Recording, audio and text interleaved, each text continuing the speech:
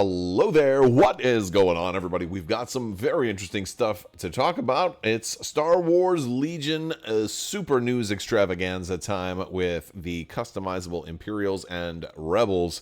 Preview articles, scenes to stats, and we're going to preview the entire expansions for both of these. It's very exciting with lots of new spoilers and a few lighthearted misprints, which is probably going to confuse a couple of people, but not really a big deal. But some really cool stuff. If you guys are new here to the channel, we talk a lot about Star Wars, tabletop gaming, all of this stuff, a lot about Legion and other games as well. I'd love to have you stick around. We're doing a $25 Amazon gift card giveaway. You just have to be a subscriber and leave a comment on this or one of my other videos. I want to know what you are excited about. How would you build these guys? Because this is previewing the cards that come in this set, but not necessarily all of the pieces. There could still be some surprises. I do expect at least one of the heads of the Rebels to be a Gungan head. I think we're getting a Gungan head in there somewhere, and it's on the sprue and it's hidden from us. I wouldn't be surprised. Although I think if there was a Gungan head, they would have spoiled it by now. I'm not entirely sure how twisted their motivations are with holding the Gungans, but let's go ahead and take a look. So let's start off with the Empire.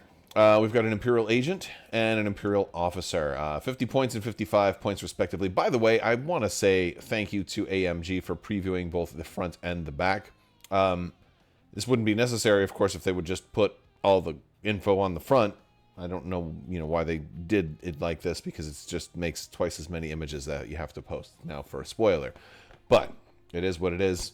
It's not going back at this point in time. So the Imperial, both of them, they have to require one. They're required to equip one of the new doctrines. Doctrines is the new customizable card. I thought this was going to be like a highly complicated process from the way that Will Schick talked about these characters at Adepticon. It seemed like there was going to be this really, complicated way to customize your character, and it doesn't seem like it's that complicated. There are 4 doctrines.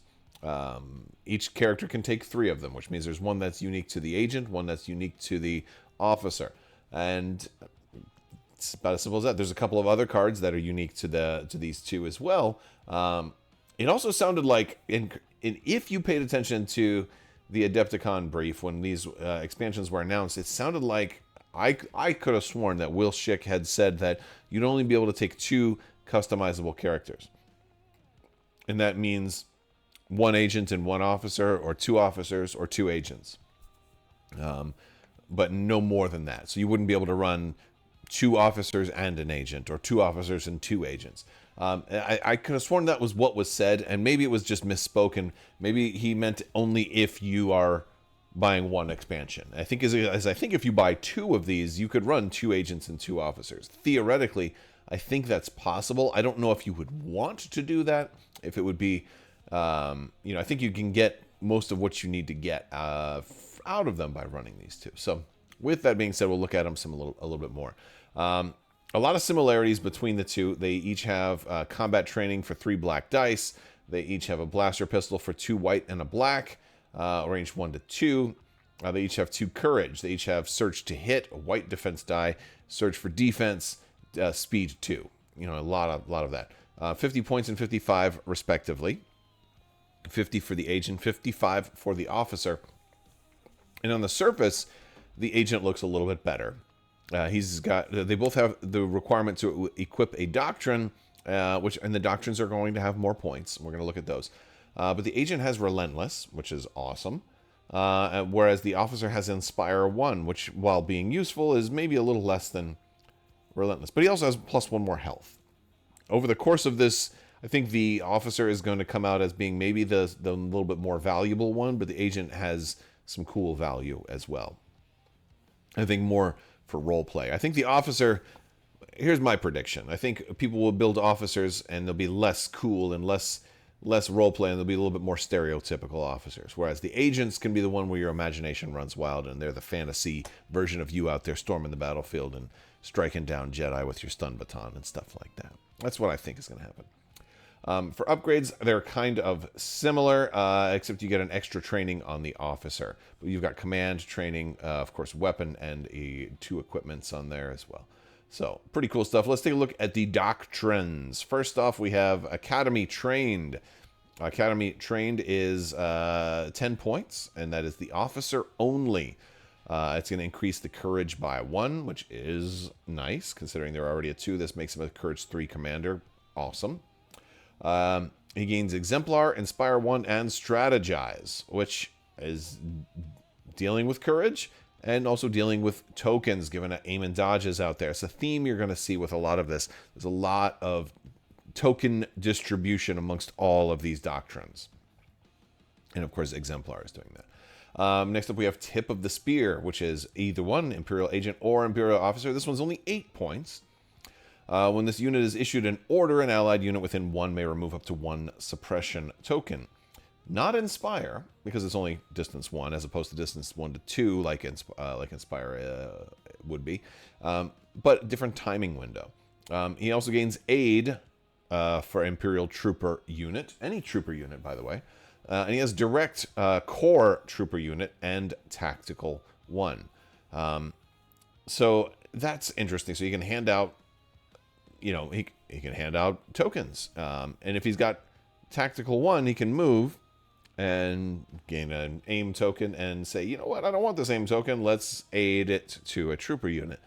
And this could go to a Special Forces unit, which is a nice way to do it. Or it could go to the same person that you have directed, which is also a good thing, but then it would have to be core. So a little bit of flexibility there. But they call this one Tip of the Spear. By the way, these are all unique, so you can't duplicate any of these.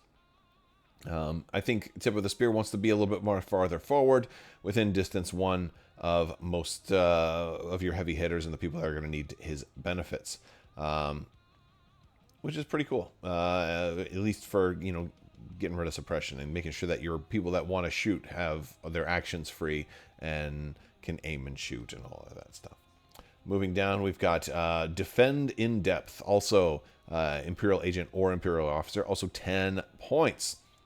During the end phase, choose an allied trooper unit within distance 1 of this unit. The chosen unit does not remove an aim token, so they get to keep an aim. Again, in the same, you're starting to see a pattern here of token distribution, token proliferation, and token retention in this one. So this unit gains Aid Emplacement Trooper, also gains Prepared Positions, and Spotter 1. This one obviously is going to be better if you have emplacement troopers, if you are running some turrets, if you're running E-webs and things like that, or if you're running short troopers with with your turret, with your mortar. But you're getting Spotter 1 and a retention of an aim token, which I think this is the first one that lets you keep an aim, and it's 10 points. So that's pretty cool. And just as an allied trooper within 1, so like Darth Vader in theory could, keep an aim, which is wild. And then you have Imperial Agent only Platoon Commander. This one is only 8 points, which is unique to the Imperial Agent. It says, during setup, choose an allied core trooper unit. The chosen unit gains Retinue Imperial Agent. Of course, it's Imperial Agent only. Which is nice. Again, more token distribution, right?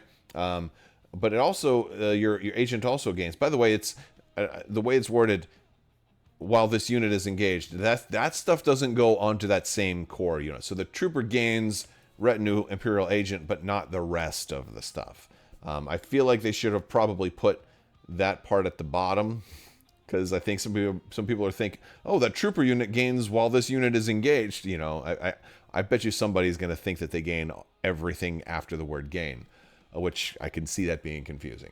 It says, while this unit is engaged, I believe this is referring to the Imperial Agent at this point, it gains Surge to Crit and Surge to Block, if it does not have it. And there's a reason you might think it wouldn't have Surge to Block, and it also gives him Sharpshooter 1.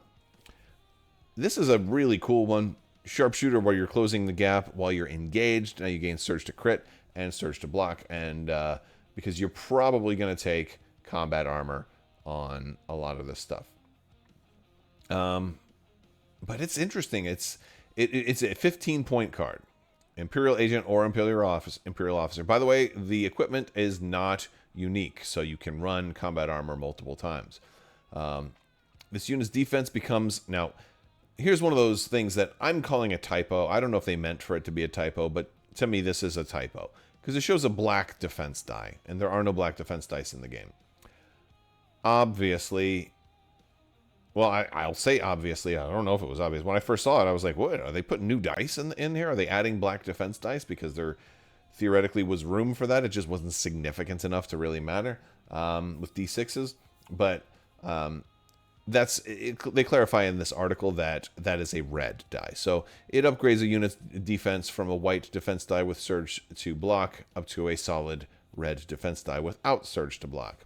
And of course, combat armor will be nice with Platoon Commander, because then once you're in melee, you get surge to block. You're also going to take a look at some weapons that you can give these guys, and I feel like the Empire is a little heavier on the melee weaponry since they all have it baked in, at least a 3-range gun already, so that's kind of cool. You can also give them a Seeker Droid. By the way, these guys all have 2 equipment, right? Let me scroll up, make sure I'm not making a liar out of myself. 2 equipment on the Agent, 2 equipment on the Officer. So you can give them both of these, and I like the Seeker Droid, especially if you're trying to go for somebody who's going to get into melee, who needs to survive long enough to close the gap. But yes, it gives them Shielded 1, Recharge 1, and a free action of Observe 1. That's cool. That's just really cool. You've also got a Command and Control Uplink. This one is really cool. During the command phase, after revealing command cards, but before determining priority, you may discard this card. If you do, this one is unique, by the way. This one is unique. If you do, you may treat your revealed command card as 1 pip lower until the end of the round. So it means all your 1 pips could become 0 pips. That is pretty wild. Take that, Krennic, with your cunning. You thought you were going to win the tie. Nope, I have a 0 pip. Take that, Han Solo. Han doesn't shoot first anymore. Well, not automatically. He still might. He still might. That's a cool card. There's a lot you can do with that. So that is a thing. Especially, and maybe this is why maybe this is why they took Palpatine out, because of Palpatine with his 1 pip and having the absolute guarantee that he was going to go first and couldn't be stopped. Although, is it that much scarier than like Vader's 1 pip and then him bursting burst of speed or something like that? You know, I don't know. All right, so we've got some weapons here. We've got a heavy blaster pistol that is 2 red dice with lethal 1 and long shot, and it gives them sharpshooter and target 1. So they're gonna gain some free aims, but it's only 2 red. It's only 2 dice. 2 dice is better than it used to be, like last year, you know, under the old system when you didn't, you know, had the old style of cover, which 2 dice might not have gotten through at all. So like, I guess that's cool, but it's not like super great. It's all right. It's only 5 points for that heavy blaster pistol, so that's a thing, I suppose. And this can also, like, this might be something that's nice to combo with aid. You know, you're like, oh, I'll get an order, I get to get an aim token, well, let me transfer it over, right? You're starting to mirror some of the token sharing shenanigans that we used to see with the pikes and stuff like that, and you know, so that's, I think, one of the things that these guys have going for them. We have melee weapons. We've got a stun baton, which is this is the one that I like. It gives you Demoralize 1, and it gives you a stun baton with 5 black and 1 red, and Immobilize 1 as well. Immobilize is just a strong ability, and if you put this on a melee-oriented agent, perhaps, then you have some really cool options here to get in there and slow down those Jedi, which I think is a cool one. There's also a riot baton. Might be a little bit better for messing with Jedi. Might be, because this gives you immune to melee pierce. Less dice, but 2 red, 2 black. So, you know, a little better on the red, a lot worse on the black, but it's also a suppressive weapon. So, like, that's okay. That's pretty cool. Let's get into the cards. Well, first of all, well, I've been doing left to right, but I'm going to go right to left first. We've got Fearsome Oration. By the way, this was Art from Imperial Assault for those ISB agents, by the way. That's cool stuff. Imperial agent only for the 1 pip. It's when an Imperial agent is issued an order with this card, it gains Demoralize 2 and Inspire 2 until the end of the round. It's kind of cool. It's a 1 pip. Goes to your Imperial agent only. And it's not that great of a card. I'm not at least initially, I look at this and I don't think it's that great. Maybe it just works with certain builds. I think it also can combo if you're running an agent and an officer, because Inexorable Advance, which is the Imperial Officer card only, which is the one on the left, that's the one I like a lot. This is a 3 pip, 3 trooper units, which makes it fairly, fairly usable. When a core trooper unit is issued an order with this card. By the way, you don't have to issue it to core trooper units, but you may certainly want to, right? Its ranged weapon gains suppressive until the end of the round. Additionally, so first off, that's already great. It's already a 3 pip that activates 3, so that's already good. Gives them suppressive until the end of the round. Additionally, when an enemy unit panics this round, after the effect is resolved, an allied core unit may make a speed 1 move. That's like, that's the moneymaker. So I think that card alone is going to be a very strong card for any kind of trooper heavy build. And anybody with at least 3 core, or I should say, well, you have to have at least 3 core. At least 3 core that are going to stay alive for a while. So probably 4 or 5 core units are really going to want one of these, because you'll have the most opportunities to use it. It would be a real feels bad to have this card run only 3 Stormtrooper units and everything else is like, different tiers, different types of units. And then you lose like 1 or 2 Stormtrooper units before you can play this card, and then it ends up not really doing as much. So really good card if you're running, a lot of core, which, you have to run at least 3. So that's pretty cool. We've got our art here for our 1 sample of the officer and 1 sample of the agent. So cool stuff. Let me know what you think in the description below. Which one do you like better? I think there's really cool melee fun options for the agent, but I think the officer is the better pick for most of the lists that I would run. But not all the time. It can be depending. And of course, you can run one or both in a list if you want. I would imagine. Also, let me know if you've, maybe I missed it, but I don't see anything in this article that says that you can't buy 2 of these packs and run 2 officers and 2 agents, because they're not unique.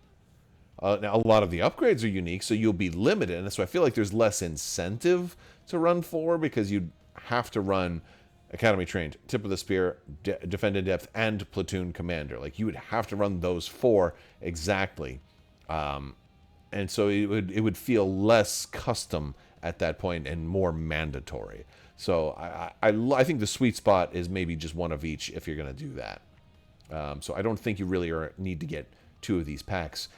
At least for cards, I think you could get 2 of these packs just to have some cool model pieces to be able to make all the different custom characters you want. And that's the beauty of it. Now, let's look at the Rebel version.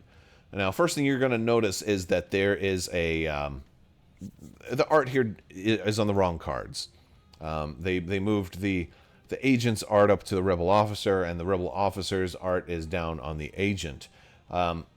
This isn't a huge deal, in my opinion, because you can use whatever mini you want. But it is funny, and it is cute to see little, art errors like this, because I can see somebody making that mistake if they weren't, heavily involved in all of the news and spoilers leading up to all of this and the lore of everything. Clearly, the bottom guy is the officer, and clearly the top guy is the agent. The agent's more,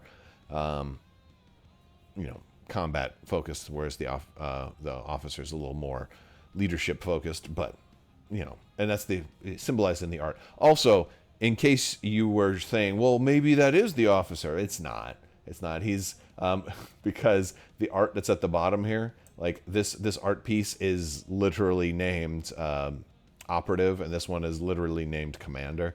So, this guy who's the operative is on the commander, and this guy who's the commander is on the operative. So they definitely flip-flopped the art, but it doesn't matter, because, again, you can use whichever mini you want for either one. Because you can give your officer the big gun, you can give your agent, you know, stuff that, you know, a lot of the stuff that will work on. Actually, I think you can. Well, my point is you can play it your way. Like it's like the Burger King of expansion packs. So that's just a fun little thing.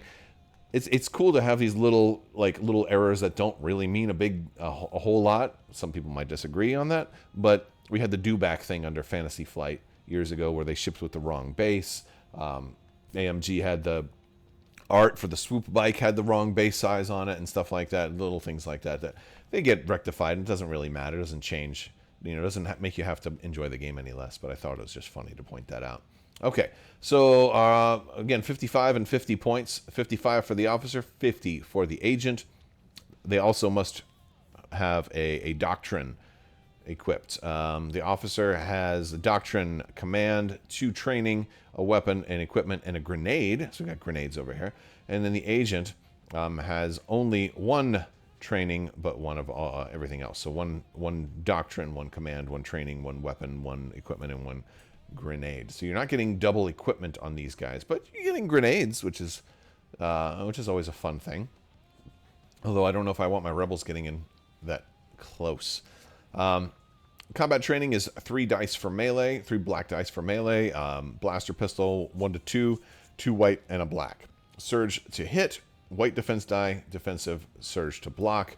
6 health on the officer, 5 health on the agent, and courage 2. Their speed 2. Self-explanatory. So, you know, a lot of similarity with the Empire, not exactly the same.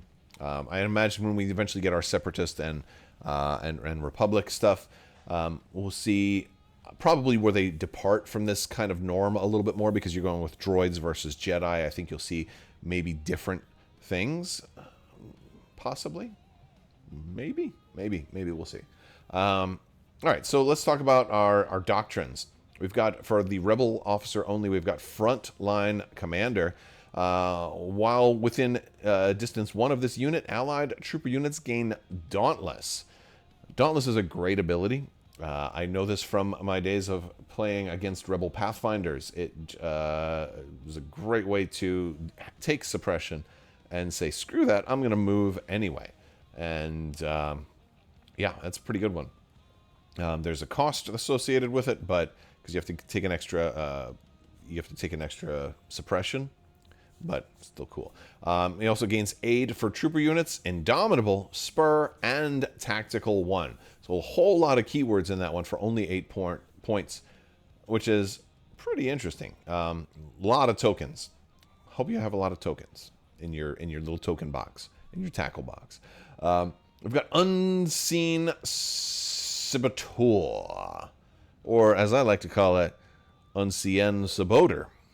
Saboteur is he's one of those rebels that operates the boat. He's the Unseen Saboteur. He stays below deck.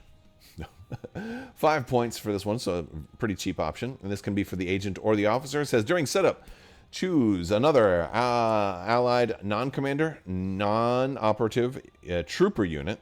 They gain prepared positions. This unit gains low profile and prepared positions. So you're getting lots of extra prepared position. And this gives it, you can give this to, you know, Wookiees, or, you know, you can give this to, you know, a special forces, or, you know, any trooper unit that's not a commander or operative. So pretty cool. We've got Proven Tactician for 10 points, which is Rebel Officer only. And this one is, and by the way, they kind of change here, right? You've only got the Unseen Saboteur that can go on either one. The rest are they're very specific. So Proven Tactician increases the courage value by 1. While within range 1, allied core units gain reinforcements. You also gain quick thinking and exemplars. So this one is kind of like the Jyn Erso kind of feeling one, handing out a good kind of staying in the back a little bit and thinking on their feet. And quick thinking and exemplar actually work really well together. So I kind of dig it. That one's pretty good. And then we have the Han Solo-esque card, which I think will be very popular for 10 points. It's Reluctant Hero. Rebel agent only. Well, this unit makes an attack action during the form attack pool step. Its attack pool gains critical 1 for each suppression token that it has. They gain infiltrate and relentless. So I really like that one. I also like it to combo that reluctant hero with a frontline commander. Have them come in together. Dauntless. If you were, gain more suppression and then gain higher critical, give them a big gun, shoot out the wazoo. It could be real fun. Don't ask me what a wazoo is. It's outside of the scope of this video. All right. Going down a little bit further, we do have combat armor, which I love, but it's expensive. Again, it should be. Their defense becomes a red die instead of a white die. Again, they didn't put color on there. I think they should have. I don't know if you want to call that a misprint or not. I kind of count it as a misprint since it's literally showing you a black D6, which doesn't exist in the game. Normally, even the white defense die should have like a red lining through it. So I'm not a fan of them printing that in black and white, when clearly, if you look at the card right next to it, they have the capability to print red, and they have the capability to print color on these cards. So I wish they would have done that, because it's going to have people, asking that, I'm sure. But yeah, so and then they lose the surge to defense, but they've got the red defense dice. Now, there's not a whole lot of rebels that have red defense dice, so this is pretty cool. And I like that. We have the repeating blaster, which is either one can get one. This one is beautiful. Yeah, I know I like this one a lot. This is I think this is meant to be the big gun. This is where I have a little problem with the removal of artwork. This is where the removal of artwork becomes more of an issue, because frankly, they could have just zoomed in on this guy. They could have just zoomed in on his gun, right? And put that as the image. That you don't have to commission special artwork for it. But hey, you already did. You have the special artwork. It's right there. That could have been your repeating, you're already doing the artwork anyway. Just I don't know. Anyway, okay. Cool card. Repeating blasters, range 1 to 3. This is a fun 6 dice. I love it. 3 white, 2 black, and 1 red. So way better than the Z6. Critical 1, impact 1, and long shot. Are you kidding? Now it also reduces the unit's maximum speed by 1. So you're gonna go a little slower. Again, you're carrying a big heavy gun. And also gives you precise 2. Oh my gosh, forget about it. I love this one, especially by getting reluctant hero, and now you have infiltrate. You're going to be a little bit farther forward. You're getting even more critical, and you're getting relentless. Oh my gosh, forget about it. Love it. That's all my guys are going to have that. That's just maybe everybody will have that. It's expensive though. It's 25 points. It's expensive. Rebels can afford it. Their stuff is cheap, right? 8 points for the heavy blaster pistol. This one is either one, agent or officer. Gives them Arsenal 2, which is nice. It's lethal 1, range 1 to 2, and it's a red and a white die. Then there's the Vibro Axe, which is kind of cool. It's officer or agent only. Impact 1, lethal 1. It's 1 red and 3 black. So that's a fun one. They all actually are pretty cool. Honestly, Arsenal 2 can work pretty well. So if you think about that, that's 2 dice plus your 3 for your blaster pistol. So that's still 5 dice compared to the 6 that you'd get from the repeating blaster. But I mean, that one has long shot and critical 1 and then precise 2, and it's got a lot of keywords. If you can get a lot of aim tokens on you, fun stuff though. I like it. All right, let's come down and let's talk about the command cards that are down here. We've got diversionary tactics that the rebel officer can hand out. It's 3 trooper units. It says when a unit is issued an order with this card, it gains a dodge token and an observation token. I'm not really liking that one as much. I don't want to put observation tokens on my own guys. I don't I mean, I get it, the thematic is oh, attack me, look, you get a free observation token. Like I don't like that. I know you give me a dodge token, but I'd rather just not have the observation. Well, no, I mean I guess the dodge token's better, but yeah, that's wild to me. Because it just seems so much worse than the Imperial version, right? But here is we have some parity. The Rebel Agent, I think, has the better card. It says, this round, when creating your pass pool, add a number of advantage tokens. This is a Battlefield Reconnaissance is the card we're reading. This round, when creating your pass pool, add a number of additional advantage tokens equal to the current round number. So if you do this on like round 4, you're going to be able to 4 extra passes, which is pretty cool. This one, you do have to have at least a decent number of guys alive left. If you've got only the one dude left, it's not going to matter. But this can really be very, very tactical, and you can get a whole lot out of this, which is, it seems very, very potent to me. So out of these two, I actually think I think the agent is going to be the better one. So whereas on the Imperial side, I think the officer was probably the slightly better one. I think the agent is going to be the slightly better one here. But I guess we'll have to wait and see. Don't give them, don't give them an order. Let them gain free dodge 1, and then have some other stuff in the list to hand out aim tokens to take advantage of that repeating blaster, or don't, or just go with a heavy blaster, an Arsenal 2. Like there's a lot of cool things to be able to do with these guys.